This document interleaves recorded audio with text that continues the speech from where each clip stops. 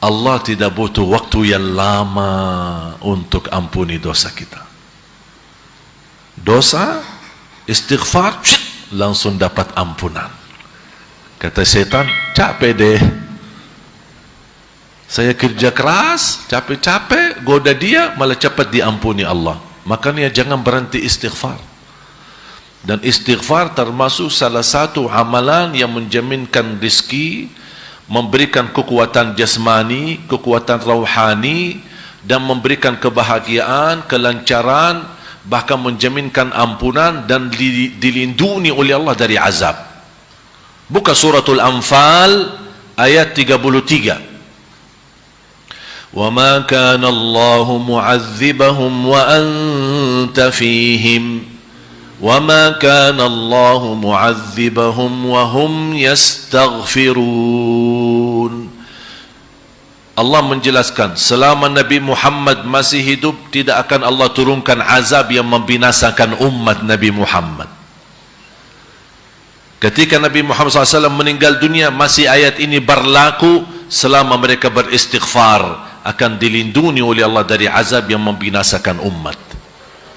Walaupun berlaku umat zaman sekarang, dosa maksiat, kemungkaran, yang ma'ruf jadi mungkar, yang mungkar jadi ma'ruf, yang hak jadi batil, yang batil jadi hak, yang iman, yang amanah dikhianati atau berkhianat justru dipercaya diberikan amanah. Zaman kebalik, sudah layak dan fantas turun azab Allah. Tapi kenapa tidak turun azab Allah? Karena masih ada banyak hamba yang salih yang masih beristighfar. Allah melindungi umat Nabi Muhammad dengan berkatnya Nabi Muhammad dan berkatnya istighfar. Makanya jangan berhenti istighfar. Setiap waktu, setiap saat. Nabi Muhammad saja sallallahu alaihi wasallam setiap hari 100 kali istighfar. Nabi Muhammad dah punya dosa, gimana kira-kira kita? Jangankan habis dosa maksiat istighfar, habis ibadah pun kita istighfar. Habis salat astaghfirullah, habis ibadah astaghfirullah, kita selalu istighfar. Habis majlis ilmu ada doa istighfar, subhanakallahumma wa bihamdika asyhadu an la ilaha illa anta astaghfiruka wa atubu ilaik. Kenapa ada doa istighfar? Namanya kafaratul majlis. Ada kesalahan, ada keliruan dalam majlis kita, ada yang salah menyampaikannya, atau ada yang salah niat, salah tujuan, dia hadir ada niat maksud lain. Ini semua termasuk dosa dan maksiat atau sebuah kesalahan. Doa dengan penutup majlis itu, Allah ampuni semua dosa yang selama kita ada di majlis tersebut. Sudah faham kaitan antara Al-Fatihah sama ayat terakhir? Jadi saya harap mulai hari ini, dalam salat maupun di luar salat, kalau anda lagi baca Al-Fatihah, tolong rasakan anda lagi berdialog sama Allah. Sama ayat terakhir suratul Baqarah. Setiap anda baca, Allah mendengar dan Allah ijabah. Maghfirah, diampuni dosa, tapi belum tentu terhapus dari hukum. Allah tunjukkan di hari kiamat. Beda sama afu. Afu akan Allah ampuni dosa dan Allah hapuskan dari buku amal, tidak dibekas, tidak ada bekasnya. Kita buka buku amal, kok mana dosa saya yang selama ini saya lakukan? Allah sudah afu, hapus total. Makanya salah satu afu yang mulia, kita mampu membalas kezaliman seorang, wal afu indal maqdirah. Kita mampu memaafkan, kita mampu membalas dendam, kita mampu membalas kezaliman, tapi kita maafkan. Tapi pemaafan yang sempurna, yang tidak boleh dinyakiti hatinya, itu namanya afu, bukan maghfirah. Kalau anda ampuni orang, maafkan orang, tapi masih selalu ingatkan, setiap ketemu, ya anda kan dulu sudah maafkan, jangan lupa ya, itu namanya menyakiti hati. Berarti ini belum masuk afu, kita belum afu. Kalau afu, memaafkan seorang harus terlupa, tidak boleh ada bekas di hatinya. Sudah lupa, ikhlas betul.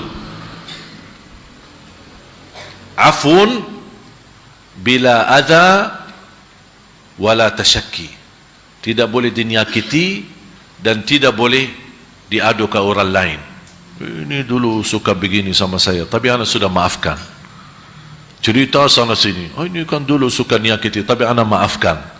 Oh ini anak maafkan. Ini berarti dia belum lupa. Dia belum lupa. Dan ini membutuhkan tekad yang tinggi. Afu itu bukan mudah.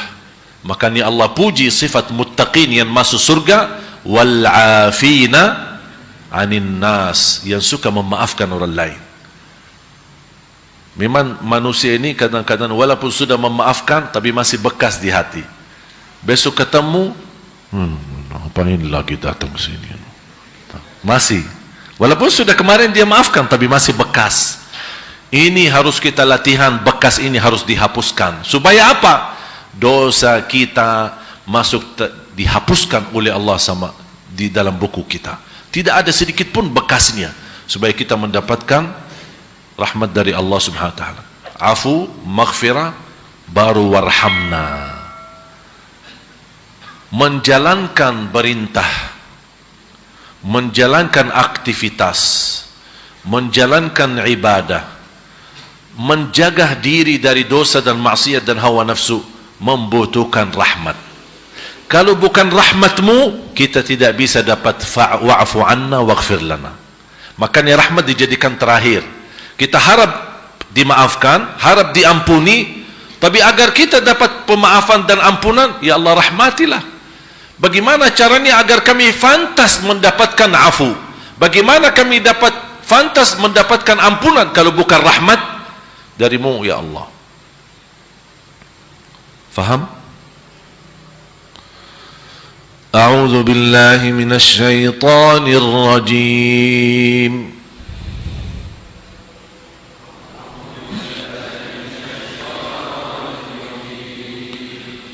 أعوذ بالله من الشيطان الرجيم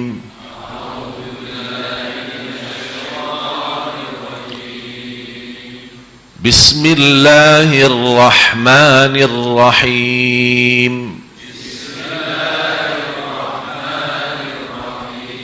Tolong diperhatikan, Bismillah. Jangan Bismillah.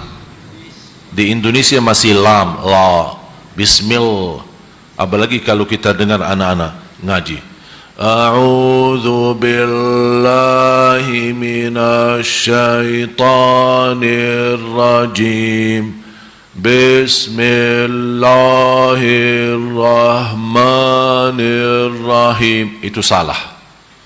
Dan sering saya ketika kunjungi pesantren, TK-TK, sekolah-sekolah tahfiz Quran, tidak boleh ngajarin anak seperti itu, mengarit-ngarit ayatnya, mengarit-ngarit hurufnya.